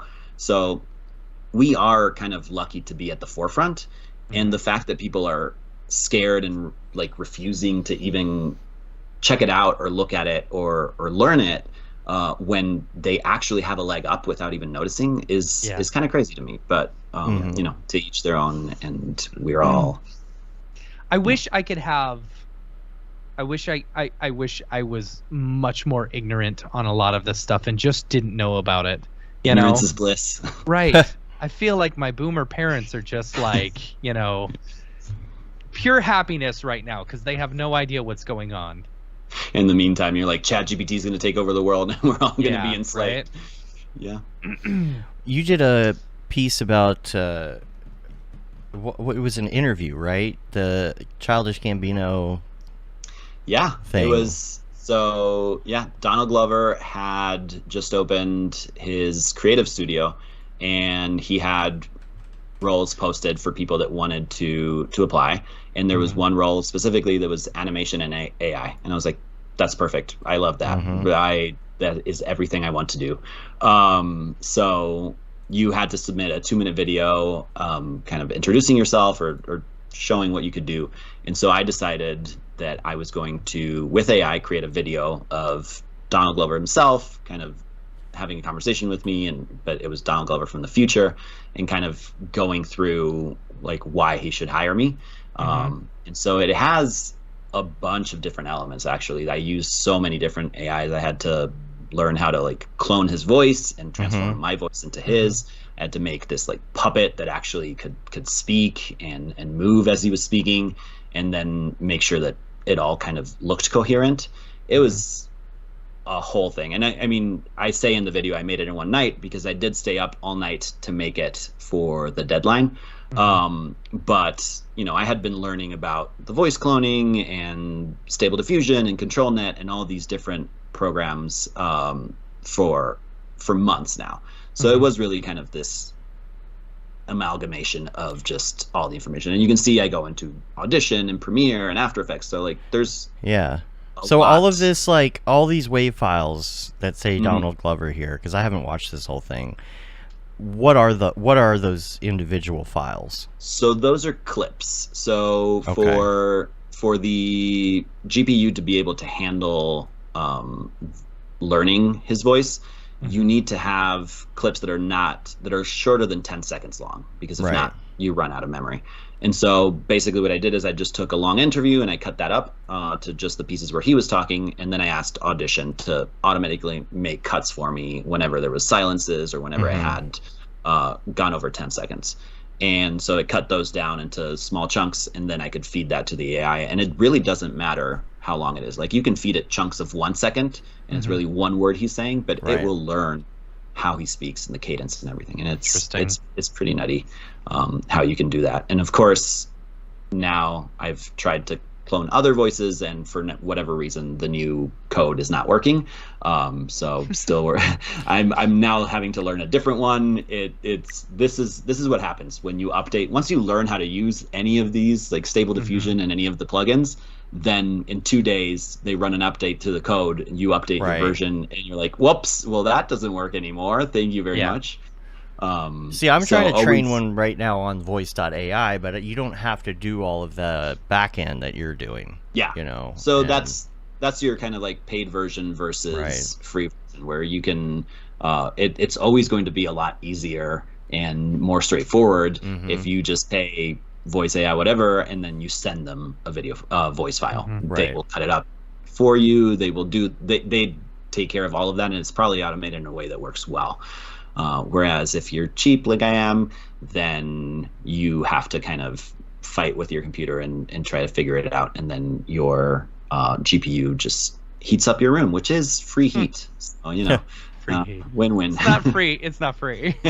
Well, I'm working on a Pat Sajak AI voice right now, and it's coming along like it's okay. I spent a lot of time actually going through episodes and chopping some clips, but what I'm going to have to find are some more like maybe extended interviews with him, you know, to really get his inflection, because what he's saying in between, you know, people spinning the wheel is not a lot, but I still managed to get him like, you know, 30 minutes worth, but it doesn't work well yet. The thing there is you're also once you have the voice cloned and you want to change your voice to somebody else's, you also have to act a little bit. So I watched the interviews over and over until I kind of got his inflection and his cadence, and I tried to record myself imitating that, right, and then ran through the AI. Absolutely, you have to. And that's what I did for the Camp Mograph video with the puppet. You know, I had to act out still how I wanted it to be. I couldn't just be like, hey, come to Camp Mograph. You know, I have to use a voice that's gonna inflect that way. I used the Rick from Rick and Morty. The Rick and Morty one. But then I ran it through some filters and I pitched it up, so it's not exactly the same. I didn't want it to sound just like him. I think it's good at sounding, you know, kind of like a Jim Henson puppet or something. But that's a very good voice one. If you're on Voice AI, this is the screen here. It has a really cool interface. You can interface it with Discord and everything else. The only problem is like how real time it is. It's pretty delayed, right? Like it sounds. Can you do an example right now? I can try. I mean, it might make the stream kind of pause and freak out for a second, but I'm going to give it a go. And the thing is, I'm like, is it going to do it for you as well? Let's do it for everybody. That's fun. It will do it for everybody, and I don't know if it'll do it for you at the same time. This is going to be kind of tough. We'll see what happens here. I'm going to switch over, so you're not going to hear me for a second. But let's see, voice audio. All right, so now I believe it's working for me, but the audience can't hear it at this point. Can you hear me? We hear you. Yeah. And do I sound like Rick to you right now? No, you sound normal. Okay. All right. So now if I put this on, now do I sound like Rick to you? Yes. Yeah. Okay. So now I'm going to try and pipe it to the audience, and you might see it hang for a second. So, and hopefully just like everything doesn't crash at this point. But give it a go. Here we go. Let's see. Where is it? You got a burp also in there. Yeah. Here it is. All right. Let's give it a go. Yeah. Okay, here we go. So there'll be a delay. But you have to act, right? You got to act it out. You got to be like, I'm Pickle Rick. It sounds so strange. It does. Does it sound weird? Why does it sound weird, I wonder? I don't know. Generally That's works really weird, really great for me. I think live is a little bit harder, but that's kind of how mine sounded. I still haven't perfected how to really make them, but there's like some digitalness to it. Yeah. And it could be because my air conditioner is going in here. So sometimes you get the air conditioner in there too. But if I slow it down, like if I make it faster, it's going to sound even worse. Check this out. Yeah. If I try and do real time. Blue in the chat says, my brain doesn't like this. It's got to sound awful. And I'll bring it up to like 6. It's getting a little better, but it's probably more of a delay. I'll bring it all the way up to like the best. You'd probably hear this motorcycle. Well, I'll tell you in a minute when you're not hearing this voice. But let me bring this up all the way. And now it's at 50, so it's going to have a crazy delay. Yeah, crazy delay, but it sounds really good. But it sounds so much better, yeah. I mean, it doesn't sound like Rick. It sounds weird, but... I'm Pickle Rick! Want to love No, that doesn't sound like Pickle Rick at all.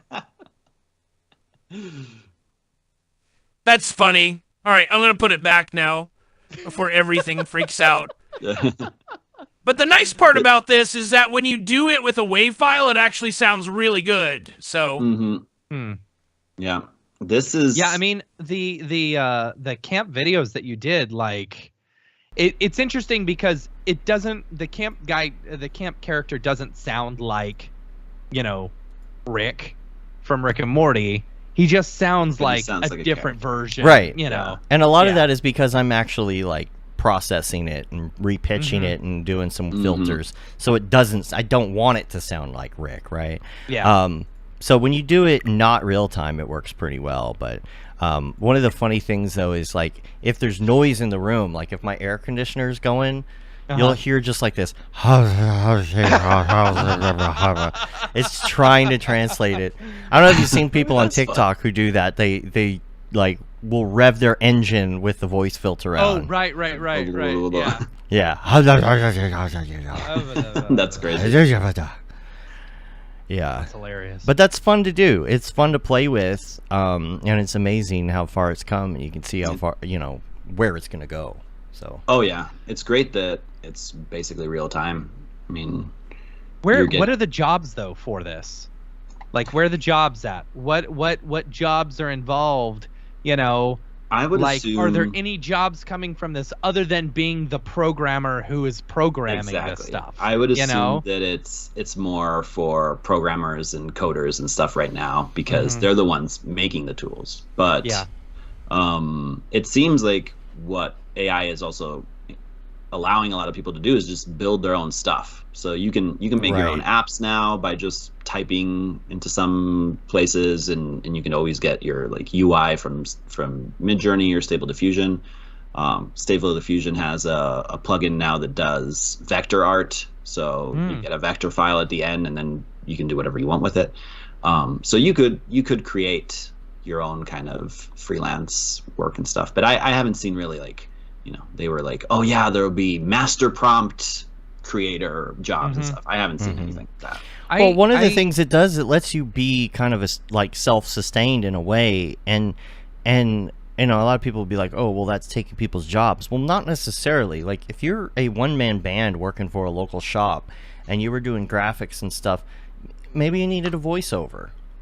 Yeah. And maybe you couldn't afford a voiceover. That's the whole thing. The things you couldn't afford to do before, or or the astronaut thing. I could have done that with my own voice and maybe pitched it and filtered it, and it wouldn't sound the same. But like, I wouldn't have hired a professional voice actor for that in the first place. Yeah. No. Yeah.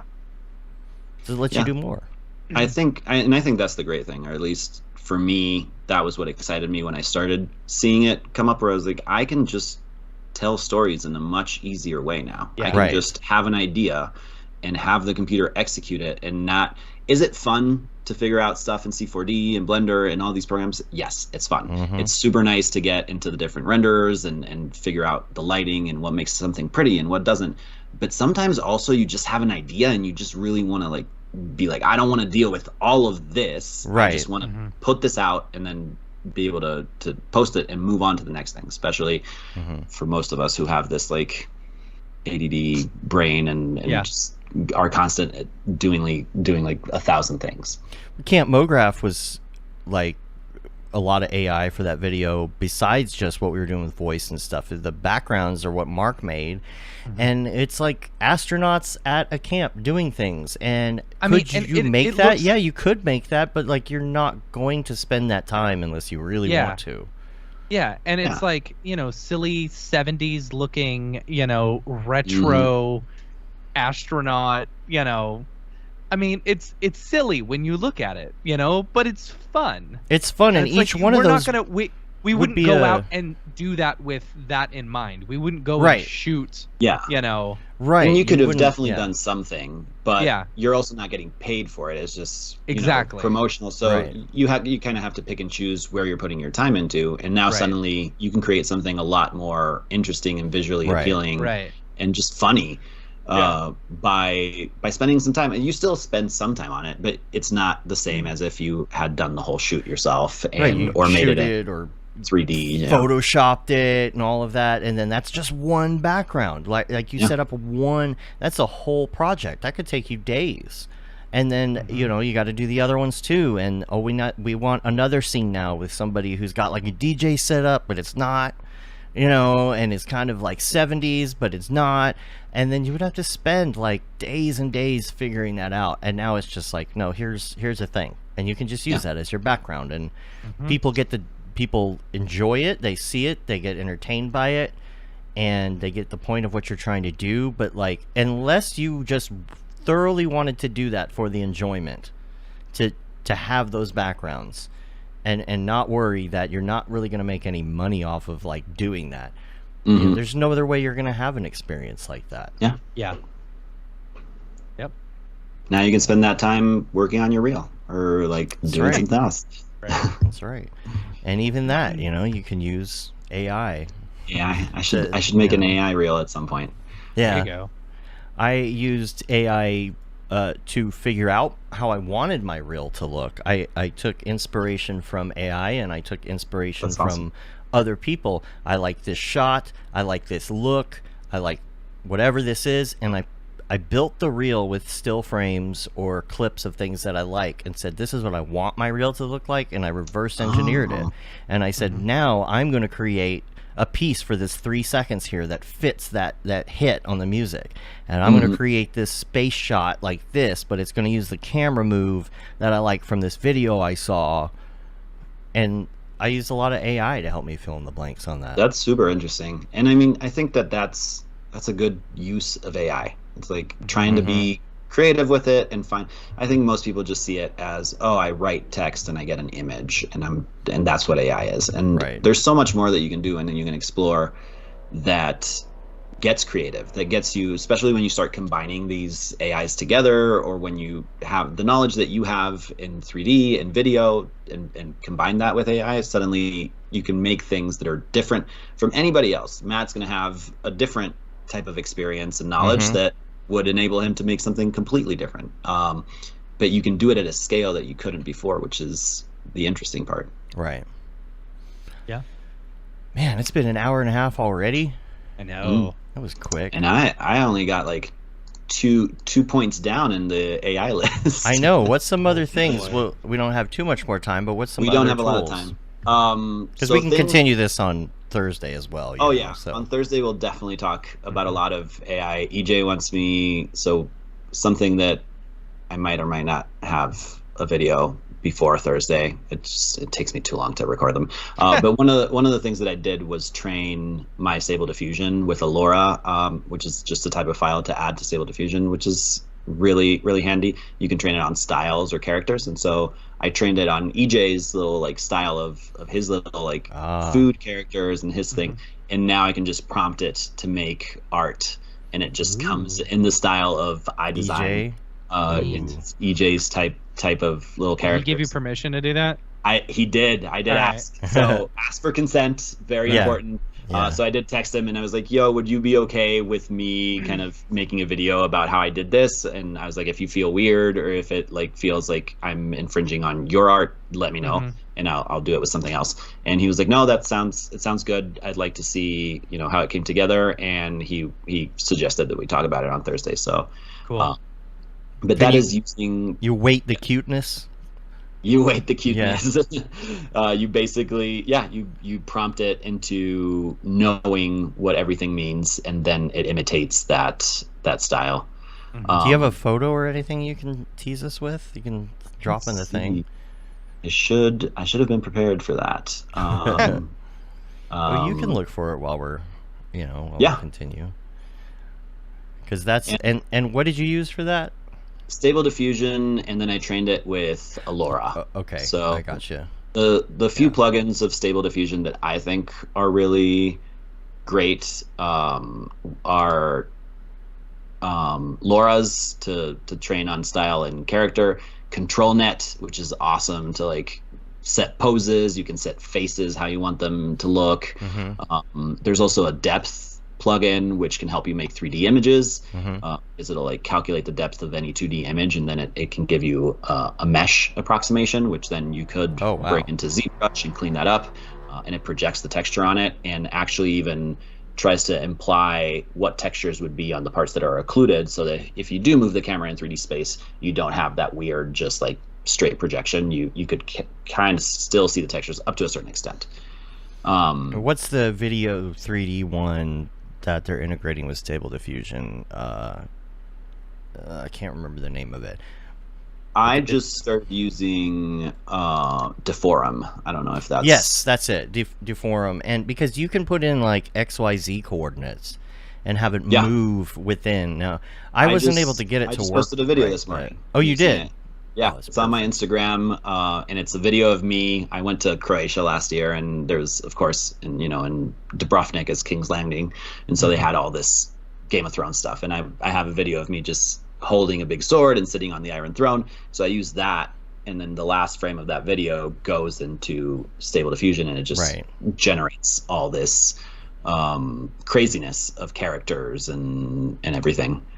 I saw someone did that with the slap competitions.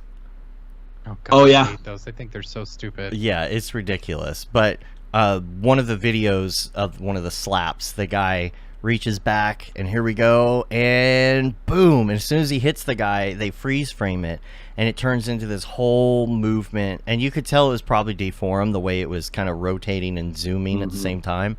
And yeah, it was really funny. I mean, it kind of has no point at this, like, yet, it turned into like it turned him into like a 12-year-old girl, and then like it didn't make any sense. But you can. So the crazy thing with Deforum is you can prompt by keyframes. So I can say at keyframe 60, my prompt is, Game of Thrones man holding a sword, fighting a dragon, stuff like that. And so it will try to take you from one prompt to another. I did find the EJ files. I don't know what the best way to... Oh, just drop them in the chat and I'll bring them up in the Skype chat. In the dingus. Let's see. What are some good ones? Oh, the tofu is my favorite.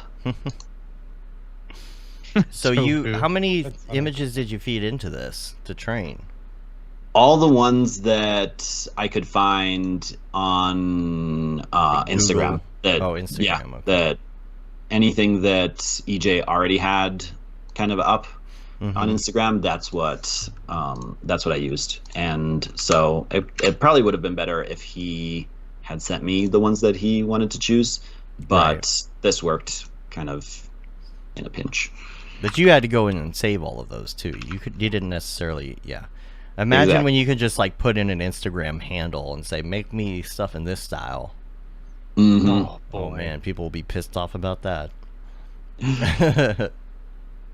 Here we go. All right, what you got? Sending. Oh boy, what'd you just do? Oh, it broke. It broke. It broke the AI. It's your bandwidth. That's funny. It's definitely. Oh my gosh! Look at all the multiple extra eyes. eyeballs you have.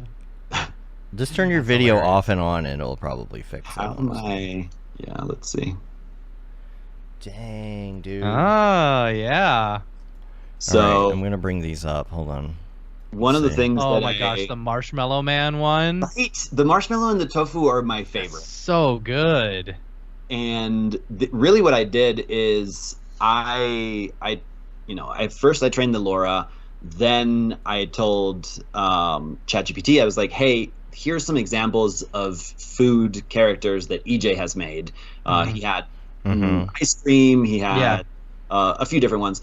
And I was like, just give me iterations of prompts using different types of food for characters and what they're doing. And it gave me all of this, and then you can kind of like pipe that into Stable Diffusion, and it'll run through all of them. Wow. That one is so good. The Marshmallow Man, the mini Marshmallow Man. That's so good. This one I think actually might be sushi.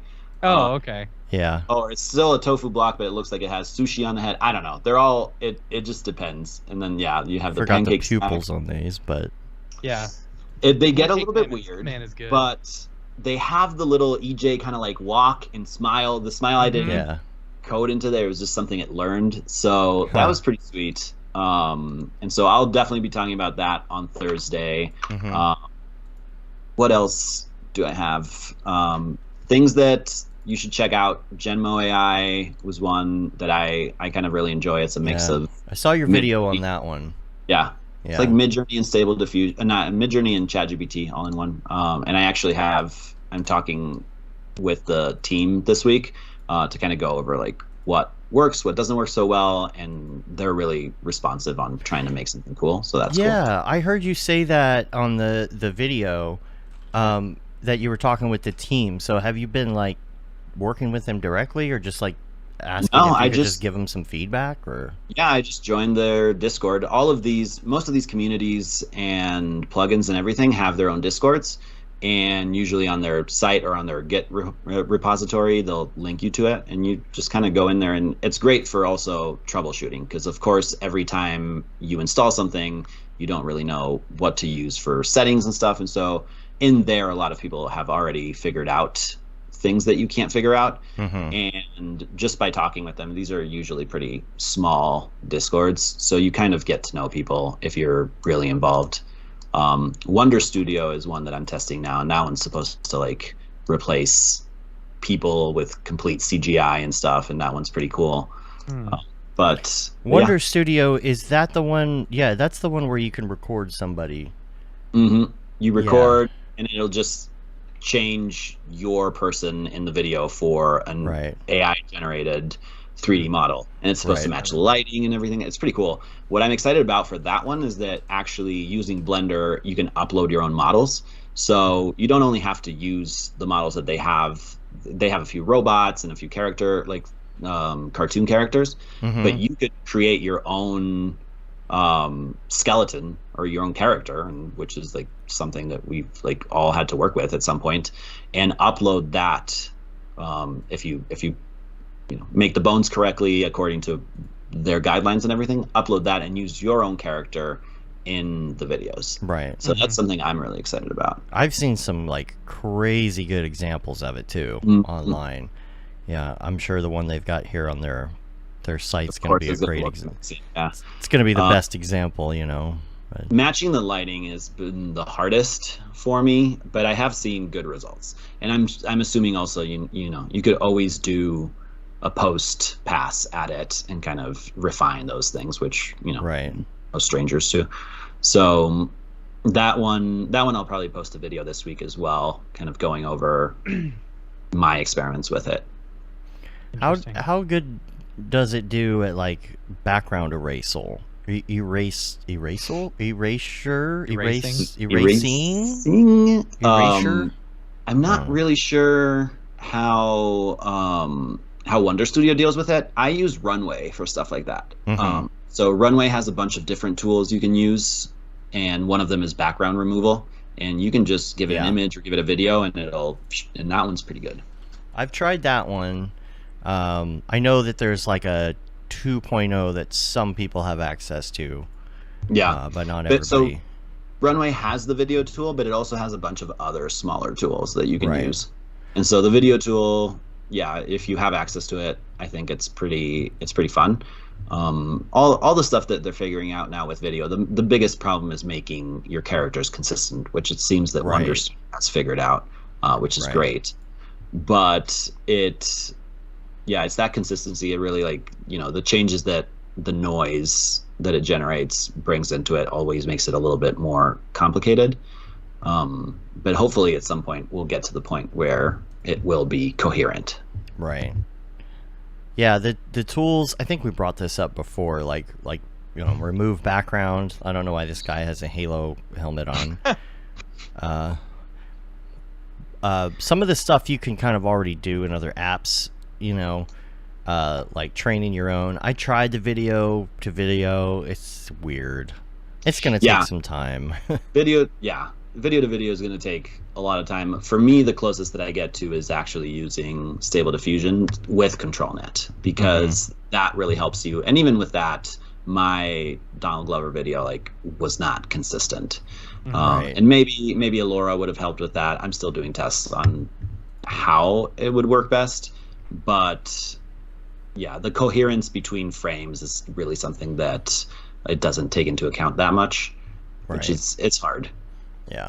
But we're getting there. They even have like AIs that are coming out that are making 3D models and everything on their own. So, and you can plug ChatGPT into Blender and have it texture stuff for you. It's there's just so much, and it comes out every day. It's crazy. I know. It's just constant. And a year from now, 5 years from now, 10 years from now, holy crap. Even in just months, like everything that, if you are playing that game of installing it locally and figuring out how to code stuff and how to prompt, in a few months there's going to be a different AI that does that in the press of a button. Like the video that I made, for sure in a few months you can do automatically like magic, and now it'll be outdated. But I don't know, I just have fun fiddling around with stuff, and it's boundless, really. Yeah, there'll be After Effects plugins for some of this stuff very soon, no doubt, or even Premiere. Like, don't even have to go to After Effects. Yeah. You know, go in Premiere and type a prompt for some stock imagery or something, you know. Well, I think, you know, I was reading online, I'm not sure if this is 100% incorporated, but Otoy had done a Stable Diffusion node, you know. I don't know whether it's officially incorporated yet. I read something about it in the newest version, and, you know, I would assume with that you can type in, I need a seamless, you know, whatever texture. I mean, that to me is going to be incredible. Like, hey, I need you to create this, and I also need the bump map for this as well. And, you know? Runway has a tool that does that for you with the bump map, and I think it gives you normal maps as well. I've also been trying to do UV unwrapped like face textures, but Stable Diffusion does not like those. I think I need to train Alora on what those look like. Right. But yeah, I forgot. I was going to say something and then I forgot. So it's going to be interesting, that's for sure. Yeah, and we'll continue our conversation on Thursday's show too. I think this will at least be a great primer. Maybe people will have questions, or can even send in your questions if you're listening and you're going to check out the panel live. If you want to send us a question, we'll read it for sure. But yeah, thanks for coming on in the last second, especially to do this. Thanks for having me on. I mean, it's a blast. We'll have to do it again for sure, because this stuff is just changing so quick. You just have to have like Byron's AI updates episodes. You know? I'll have to keep making stuff, which is the hard stuff about all of this is actually posting it, and then, you know, the content generation, which I'm sure you guys know very well. It's like, it takes me so long to make the content that I want to post that I don't have time to do the thing I want to post about. Right. And then the next day it's all null and void because something cooler came out. Yeah. You know, it's hard to keep up. Like, literally the same day I posted my YouTube tutorial, I was looking at, once I was done, I looked at another video, and they're like, yeah, you just click the batch button here. And I was like, I just said in my video, the control net can't do batch processing. Like, what happened? And I went, and it was there. So, well, you got to find more AI tools to help with your workflow so that it doesn't take as long. Yeah. Totally. Never mind. I'm looking it up right now, and Stable Diffusion node is not added yet. Okay. Oh, that's what I was going to say. If you are a node person and you do like nodes, I really recommend Comfy UI for Stable Diffusion, which is a node-based plugin. So instead of, if you don't like how it looks on the web UI, where you have it's to pretty kind of janky. a ton, yeah, it is really janky. But they all kind of look that way now. But the Comfy UI gives you a node base, so you could, you know, you can do all the things that you can do with nodes and pipe them into different ways and get different exports at the same time, and then composite those. It's crazy, and it's a lot of fun. Yeah, it does look like it's a lot easier to use. I found somebody. I think this is it right here. Is this it? Yeah. Oh, and Silvio is amazing. This channel I follow, for any plugin or anything I need to install, he has a YouTube video about it, and he's always really good explaining everything. It's, you know, it's always hard to follow certain tutorials for AI. Like, people skip over things, and you're like, well, how did you get here, and how did that happen? Right. But with this channel specifically, Silvio, it's always been helpful, and I've always been able to replicate what he says. So yeah, this is the comfy UI, UI, and it's got stuff here where you can see. You could like even, draw a sketch like stick figures yourself and plug it into Stable Diffusion, and it'll give you a result of a fully designed thing. It's crazy. Conditioning. This looks very interesting. If only I had the time. If your brain works more with nodes, I really recommend it. I have a lot of fun. Of course, learning all the nodes is always your problem, but there's lists out there that have them all. Cool. Thanks again. If people want to find you online, we talked about it earlier, but just again. Yeah, you can check my socials, Byronimo on Instagram, and it will have my link tree there, because all my socials have different names. It's either Byronimo or Byron Stanford. But yeah, everything is linked there, and definitely you can come follow, ask me any questions. I'll try to help wherever I can. Awesome. Cool. Well, we're gonna get out of here. You can rate us on iTunes, leave a review on your podcatcher of choice. You can subscribe, help get our ratings up. Subscribe to that newsletter. We're gonna send out updates about DAT and some other things, so you know when the shows and things are gonna be. You can say you've been there, got the T-shirt with the Mograph logo tee. Paul Babb, Feel the Babb 2020 shirt. All the profits from that go to Doctors Without Borders. The Render Things t-shirt, hoodie, and long sleeve tee. The Mograph Blandishment shirt. And the That Render is Fire shirt, which you're only allowed to wear, ironically. Unless you're shams. And make sure you check us out on all the things. We're on youtube.com/Mograph. We're on Mograph.com we're on Mograph.com. But if you go to Mograph.com/live, check out the shows, /TV. Turn it on, rip the knob off. You can watch the Dallas panel right after this. Just leave your stream on, and it should flip over automatically, and that'll play after commercial break. And then the other thing I was going to mention, Mograph.com/news, because we do have articles, at least one a month, if not two. And the one I was talking about earlier is great, so everyone check that out. So we're going to get out of here, though. Until next time, I'm Dave. And I'm Matt. I'm Byron. Have a good one. Later, yo. Bye, guys.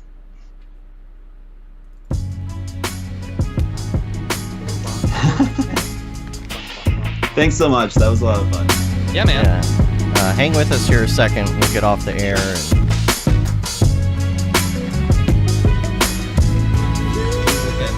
At what impact you're spending the most? Hamburger emoji. I